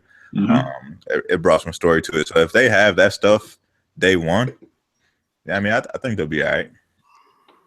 I'm excited for it. I'm gonna check it out. I mean, Bungie has a pedigree of putting out solid games. You know what I mean? We know what they did with the Halo franchise. So I think if they go in head, with the head on straight this time, they'll be all right. I don't know, man. To me, I'm like, you fool me once, you're not gonna fool me twice. I'm not fucking with this game, man. Yo, because I was hyped for Destiny. I'm like, yo, this is gonna be crazy. Because I'm thinking about Halo, right? With that epic ass Halo story there. I'm like, oh, they're gonna bring some shit like that, right? But even bigger, right? I go in there was like no story whatsoever, just an endless grind fest. And you know what finally did it for me, right? I'm playing this shit for about a month, right? And there was one specific assault rifle I wanted, right? And I'm just doing shit over and over and over and over again, trying to get the shit. All of my friends that I play with, they all got it, but me, I'm like, you know what? Fuck this shit. I'm done, man. And then the funny thing is, I came back maybe like 2 years later, right? Because my job was like, hey, we want you to talk about the new Destiny thing. I'm like, fine, whatever. So people are like, yo, Tony, they changed the game, bro. They changed it. It's completely different. I'm like, okay, let's see how different it is. It was the same shit. They didn't change nothing. Like, you didn't have to use light to level up. That was like the only thing I noticed. It was still, you go in there, you kill shit, and you maybe get something good, So right. I don't know, man. Yeah, I'm not falling for it again. Well, I mean, look, I'm going to defend Destiny here a little bit because I'm a Destiny fan. They did add. There was a story, but you had to find it. You had to go online to read it. Get the fuck. There's a lore there. Yeah, but yeah, you're right. You had to find it. That was a little that turned me off too. But there's a story there. I'm excited because. If you've been kind of keeping up with the Destiny lore, I mean, there's a pretty good story there. They just need to bring that to the surface, and it sounds like with Destiny 2, they're going to do that. So we can all agree, no matter what, just wait for the game to come out and look at the reviews. I don't need no. I don't know if I'll be there. I don't know if I'll be there day one, so I want to kind of see. I'm with B Money. Not reviews necessarily, but impressions like from Enrique and B Money. Yeah, I don't care. Tony's like Tony. I don't care. I'm never gonna get suckered by one of these multiplayer only games again. Fuck! I went in with Destiny. I went in with Division. Again, I thought Division was gonna be dope. Nope, bullshit. Just like Destiny was. I'm like, okay, I'm done. This is bullshit. If you don't have a solid story, I'm not messing with your game, man. That's fair. Yeah, I'll give you the Division. Division was a big upset to me. Yeah. That's why I'm not hyped for Ghost Recon either. Oh man, but those first few days of Division, people were selling out. Oh, this shit kills Destiny. Can you imagine? Division was good for about a week. Yeah, until you got tired of shooting bums that were like bullet sponges. Bullshit. Random Tom from the back alley, he can take 4 assault rifle magazines to the face. Yeah, right. That first week was lit though, man. That first week was lit. Until you had you kept running across the whole city of New York. Yeah, right. To get from one point to the other. I'm like, how many times can I go to Times Square? Jesus. Yeah. Fight the same characters. Yeah, man. Those sparrows, that's a whole different story. Where you got to get pretty quick. Yeah. Oh my goodness. You're like, all right, guys, let's hoof it over here. Yeah. Hey, speaking of Ghost Recon, I know it's not on the topics list. Hey, did anyone play the beta? Nah, man, they ain't let me in. Nah, I didn't. They didn't let me in. Yeah, I've heard some mixed things about it from people that have played it. I've heard some people say it's garbage. I've heard other people say it's the next logical progression in that franchise, but no, it's not. I can't. No, it's not. Did they say that about the last one? Some people say, hey, go from being a linear shooter to an open world shooter where you can kind of, yeah. I haven't played it, so I can't speak on it, but that's what I heard from some people so far. So no real Ghost Recon fan is saying that. None of them. Graw fans, man. Yeah, man. Yeah, because I haven't played since Graw, like Graw 2. Yeah. There's no PvP in this game, from what I understand. Exactly. So if you're a Ghost Recon fan, you're not saying that. Yeah, facts. They made it more casual. They made it more accessible. Everybody gotta be friends, man. Everybody gotta be friends. Go hands. Oh yeah. I feel like Ubisoft's on that open world vibe, man. It's like all their games now. It is, man. It's ridiculous. It's so annoying. Yeah, it's like, okay. It used to be so good too. Not every game has to be open world, developers. Yeah, man, exactly. That's how you could set your watch to like a UB game. Fallout 4 sales are saying otherwise. Yeah. That's the thing, though. Like, the only way to get people to not do it is you got to stop buying it. Yeah. Yep. Well, outside of Fallout 4, I mean, GTA 5. GTA 5 is another monster. You know, that game is still selling. Was it 75 million now? It's still charting. 75 million. It is only behind Tetris and Minecraft. That's still insane. Tony, it still charts NPD. Yep. Every single month. That game has not dropped below $44 on Amazon ever. It doesn't need to, man. Yeah. No. Tell you what, I'd love to go to a Rockstar holiday party. Oh, man. They had to carry you out of there, man. Yeah, they're probably just cocaine and liquor everywhere. Hookers and blow, man. I'm telling you. Oh shit. Oh my goodness. So that's our Activision news. Anyone else want to comment on Destiny 2? Yeah. Tony, I'm gonna get you a copy, man, day one. Nah, man. Fuck that shit. Buy me something else. But I think Destiny be all right, man. I think with Activision not having those BS, licensed games that they used to do all the time, and really focusing on Call of Duty and hopefully getting a Destiny right, I think they'll be all right. Yeah, I think so too, man. I mean, I'm going to give Bungie the benefit of the doubt because it's just the pedigree of Bungie, You kind of have to, I think, until they show me otherwise. I'll go with them. And what's crazy is that I bought Destiny for the Xbox One. I'm actually going to buy it for the PlayStation 4 this time because I don't want to miss out on some of that early exclusive content. Oh yeah. Anyone want to take bets on what they hack off the other versions? I don't know. Yeah, probably be missions and a raid, possibly, and raids, and weapons. Because there's still some weapons that are exclusive to PS4 and some strikes from what I believe there's still some strikes that you can't play. Yeah. They were originally supposed to be timed, and then it was supposed to be for a year. And then it was like after right when Rise of Iron was supposed to come out, they got an extra year out of nowhere. It was like, all right. They pulled that money truck up, man, and dropped it off. Sony does. Hey, Sony's broke. Yeah, right. When they're not buying off people for positive coverage, right? I don't know about that, but they definitely are pulling the money hat train. That's not deniable. No, they're not. I mean, but that's the business, man. That's just, that's what these companies do. I think we've talked about this before with third-party exclusive content. It sucks for people who are single console owners. Yeah. But no, it sucks for the industry in general because it encourages the practice. Yeah, no, it does. It does. I mean. But I think it's something. It's not. I think it's one of those things. It's just not gonna. It's not gonna stop because people are going to support the practice. The consumers are because they're still going to buy the products. And if the only way that's ever going to stop is if people speak with their wallets, but they're not going to. Yeah, they want their shit. Going on for a long time. We see Microsoft do. We see Sony do it, and people buy into it. Yep.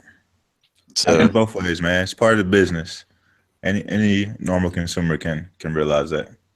It goes, just like if you're buying a cell phone, T-Mobile will have a better deal than Sprint, or vice versa, or AT&T. It's all the same shit, but they got a better deal somewhere else. So it happens, and just about anything you're gonna buy these days, there's somebody's got a better deal somewhere else for the same product. Yep. Hey, real quick, guys. Speaking of like money hatting and stuff like that, and you guys heard about this game, Sniper Ghost Warrior?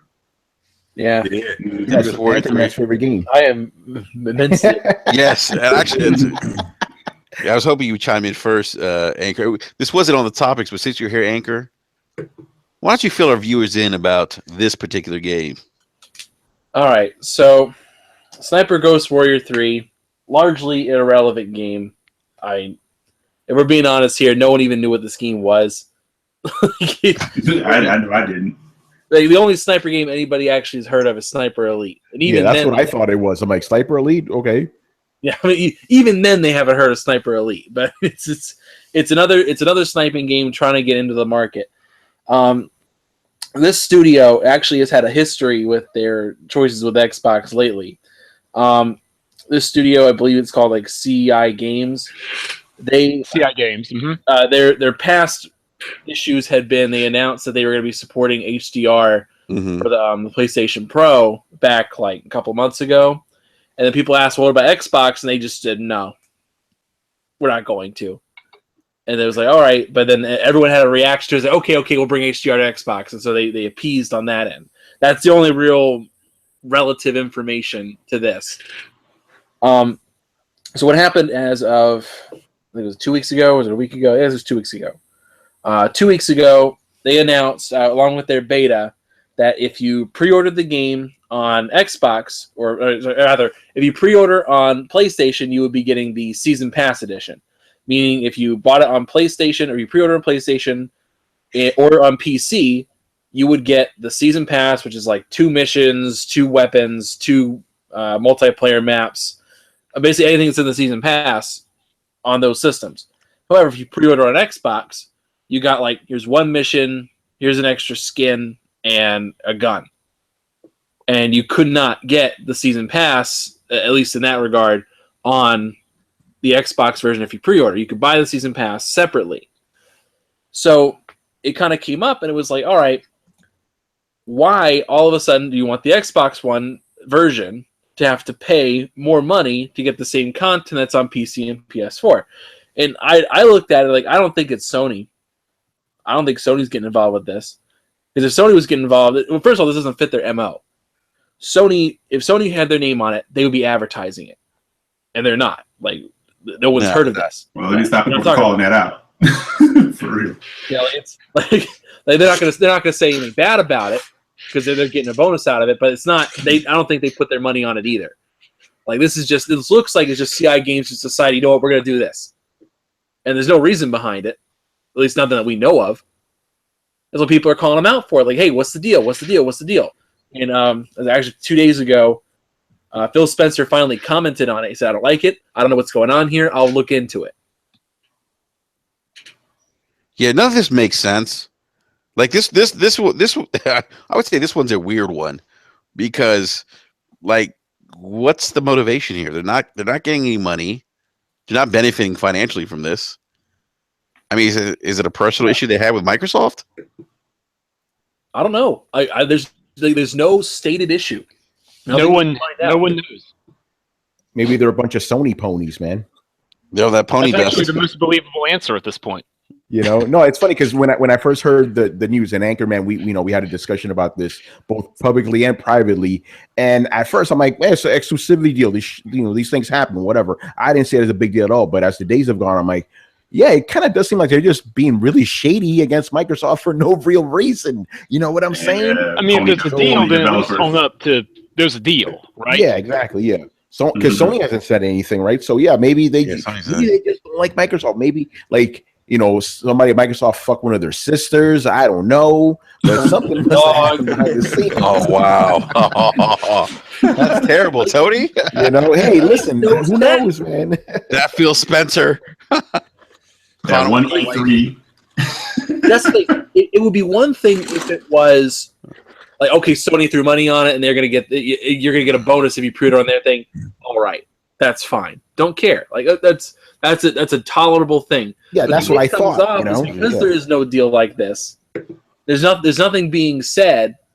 All it really sounds like is, oh yeah, we just decided to screw you. We just decided, oh well, if you're on Xbox, you're going to pay us more to get the same content. It's like, why? Literally, if I'm on PlayStation and I say, okay, yeah, I'm going to pre-order that game because the Xbox guys don't get the same content I do.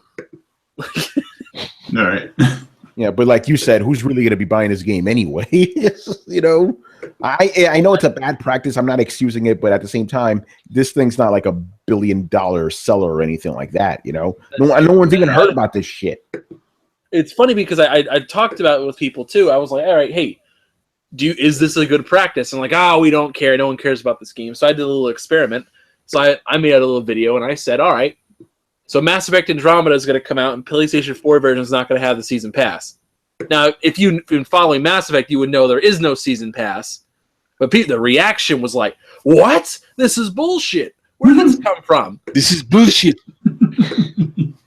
Did these people also react when it was announced that Dragon Age would get exclusive shit on Xbox and PlayStation wouldn't? Wait, it did? Yeah, you didn't know that? What was this? Yeah. All the DLC for Dragon Age. They announced it at E3, right, and the first DLC came 30 days early. Yeah, they announced it at E3. Like basically, like they had to wait 3 months and shit. I never, to this day, I never played the Dragon Age DLCs because they were on Xbox. It's crazy, but yeah, again, it goes back to what I was saying. These type of things happen all the time, Mm-hmm. Yeah. And that's the thing, though. If it was a part of a deal, I'm like, I don't like it. I can get over it, though. But this, like I said, this was really different because it doesn't make any sense at all. Left field. Yeah, it's out left field. Doesn't make any sense. I think these guys are just shady. Yeah. I think they're throwing shade at Microsoft. That's what it sounds like. Yeah. Yeah. Someone banged someone's wife and they got upset. I'm telling you, bro. It happened at E3 behind the scenes. Wow. Yeah. That's terrible. Terrible. All right, so let's move on to our next topic of the evening. NPD numbers dropped on Thursday. And actually, I wasn't really, I don't even really follow NPD, and we really don't talk about it too much. On consoles are healthy. But yes, consoles are healthy. PlayStation 4 is the top selling console. Even though it's interesting, I think Sony said that, or according to NPD numbers, even though Sony was the top selling console, their numbers were down year over year. Yeah. Yeah, they were about 8% or 11%, something like that. Yeah, and so even that being said, I mean, they're still, they still come out on top in January. That's pretty impressive. I mean, can we be honest? January NPDs are probably one of the most boring NPDs you could have. Like nothing happened. On, yeah. Mm-hmm. Yeah. Although but I did like how Microsoft was like, our engagement went up this month. Like, really? Who honestly gives a shit about engagement? Does that tell you anything? What do they say? They grew 21%. Yeah, their engagement went up hours. Their consoles were they sold more than last year. They have a high engagement. Yeah, engagement is such a stupid metric. Who cares? Yeah, I really can't. I really don't care when you get active reload numbers. Yeah, exactly. How many bullets were shot? Who cares? Like, stop it. Stop it. The X button was pressed 10 million times. The X button was pressed. That used to back like 6 years ago. That used to be like a cool little metric. Like, out of people who play, they've already killed the population of Earth 3 times over. It's like, that's disturbing. Wasn't that like Halo or something like that? They did that with something like that. I don't remember. Yeah, I know they actually did say that. They said like so many people have died. It's like killed the population of Earth like 3 times over or something. Yeah, those are just. That was cool at first, but now it's like, come on. Yeah, so Microsoft said that 2017 is off to a strong start for the Xbox One, as the number of hours spent playing games on the console grew 21% year over year. Additionally, Xbox One sales grew year over year in January. So there you have it. But yeah, I don't know. I'm sure. I'm sure when Halo Wars 2 is coming out. Yeah, February. Yeah, I'm sure they'll give us some numbers. In 11 days. They'll give us some numbers like that too about people hitting the X button. Yeah, they hit the X button, But yeah, actually, Aaron Greenberg has already said the pre-orders are about double what they thought they were going to be for that game. Oh well, that's good. That's good for an RTS game. Yeah, that's good for an RTS. Yeah, they're outpacing. I believe he said they're outpacing practically.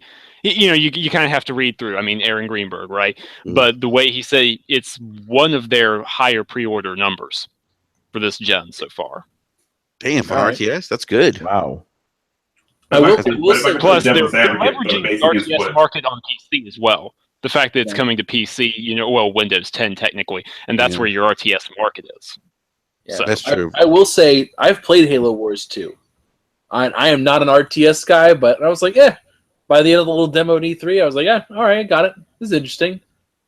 I'm not going to buy it because I still don't buy RTS games, but if I had any general interest, I'd be like, yeah, I'm down for this. Yeah. No, I've said already, like, those who are interested in it, that's awesome that they have a solid quality RTS coming. It's just not my jam. Yeah, exactly. Not really an RTS guy either. I've been an RTS guy since Age of Empires. The one and only RTS I ever played was Command and Conquer back in the day. I'm like, this was cool, man. Yeah, I played that on Sega Saturn. That's how far back I'm taking it. And I'm like, okay, this is cool. This is fun. I never want to play one of these games again. That was it. Mm-hmm. I will say, I think in a world where we don't get a ton of demos and we get more betas and this and that nowadays, I think it was really smart for them to, push, beta and demo it as much as they could. Yeah. To get people who may not really know what RTS is,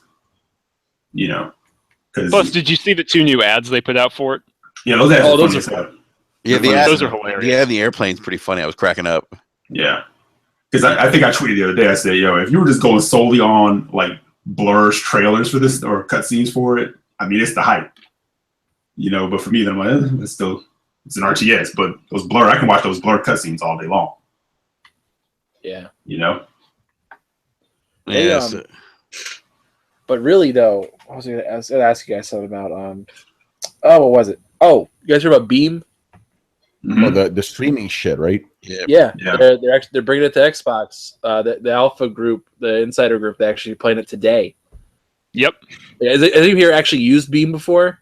Or no. But that's old news, though. Like, isn't that old news? Like, I remember the partnership. No, it's actually out. Like, because it was kind of like vague. It was something like, we didn't know when it was coming out. Okay. So they launched it because I'm like, yeah, I got you. But it came out today that it's actually available for alpha testers right now. So it's semi-public. But I mean, I've been kind of looking into Beam. I'm not really sure. I'm not a big streamer type, but I just noticed that thing's crazy. Like almost zero latency. Mm-hmm. I know someone who's tested it. He says that he was in a party with someone who was streaming. The latency is so low. And this guy has like 100 megabyte per second internet, so his parties are fine, right? If he's on PSN or Xbox Live, there's no issue. He said this latency was so low, he heard the guy broadcasting through Beam before he heard his voice through Xbox Live. Oh, shit. Damn. And actually, that's the one thing. Like, if Twitch and Beam were side by side, same metrics and stuff, and they were just kind of let go from the same point, Beam would take off. Like they reward you for engagement, like for actually like watching, and you can have interactive streams. It's pretty cool. I was very impressed with it. I haven't tried. I'm not a stream. I don't do a lot of streaming stuff. So. I'm not either, but I was impressed with it. Mm. If I stream, I usually stream directly. If I stream at all, it's typically on my PS4 to YouTube because it's just so easy. Yeah. But that's pretty much it. I typically don't stream too much, especially when I play Resident Evil 7. I don't want people to see me screaming. Yeah, right. Yeah. So, well, gentlemen, we're gonna go ahead and wrap up the podcast because I think we blown through all the topics tonight. Nice.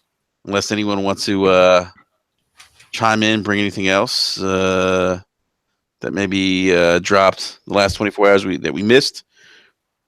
No? All right. So we'll go ahead and keep playing games, people. Yeah. Yes. Oh my God. There's plenty of them.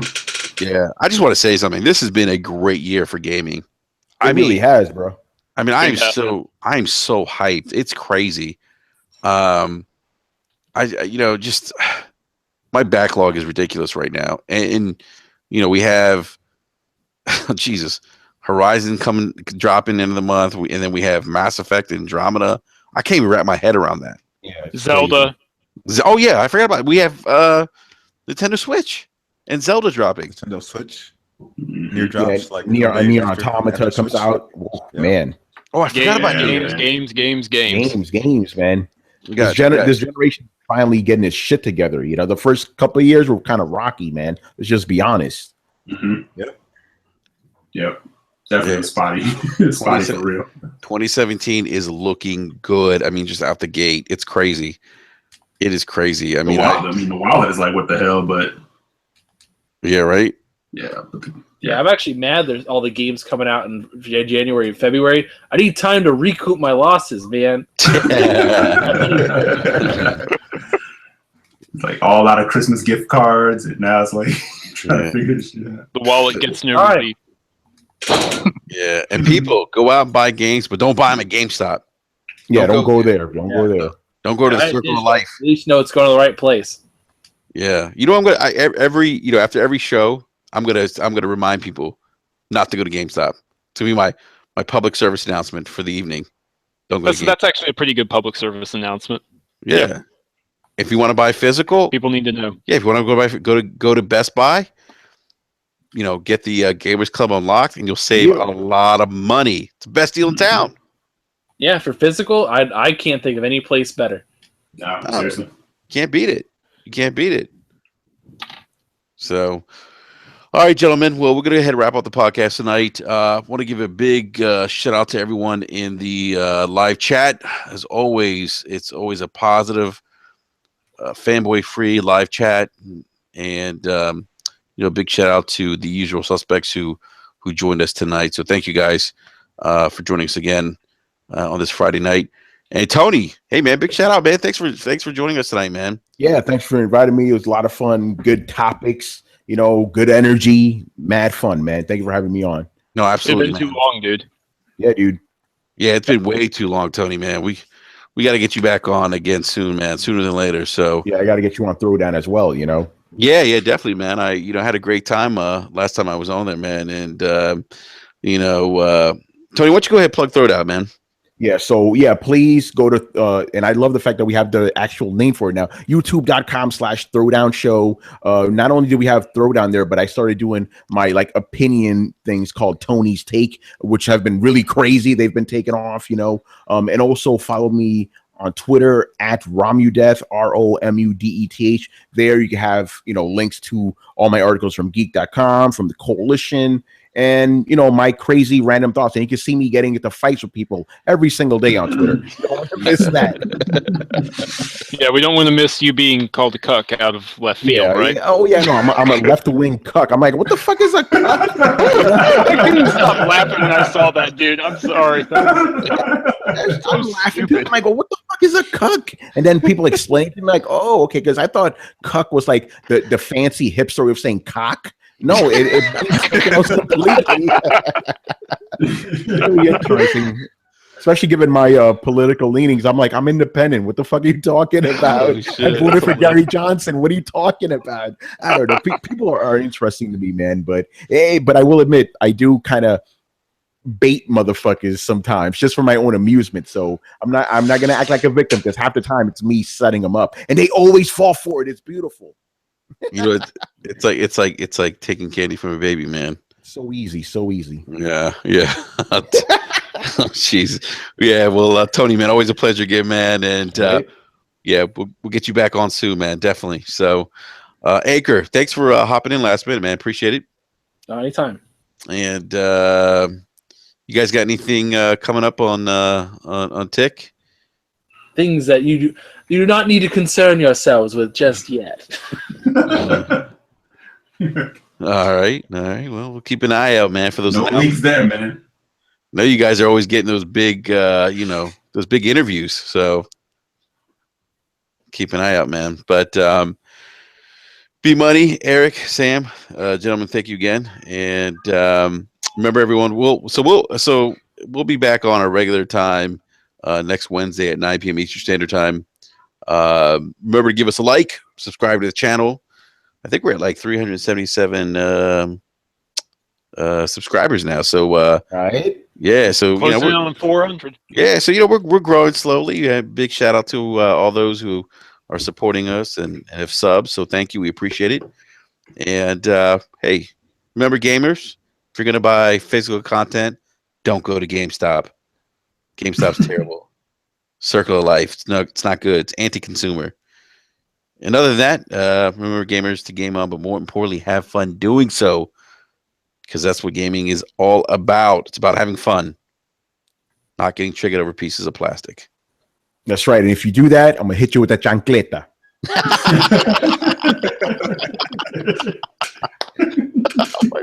That is true, man. Oh, that's hilarious, man. All right, everyone. Well, everyone have a great weekend. Enjoy your time gaming this weekend, and we'll catch you guys next Wednesday at 9 p.m. Eastern Standard Time. Hey, big shout out to John, Mr. Megan, who couldn't join us tonight, and a big shout out to Super Deformed Gamecast. So we'll see you guys next week. Peace. This has been another Brat podcast. Boom.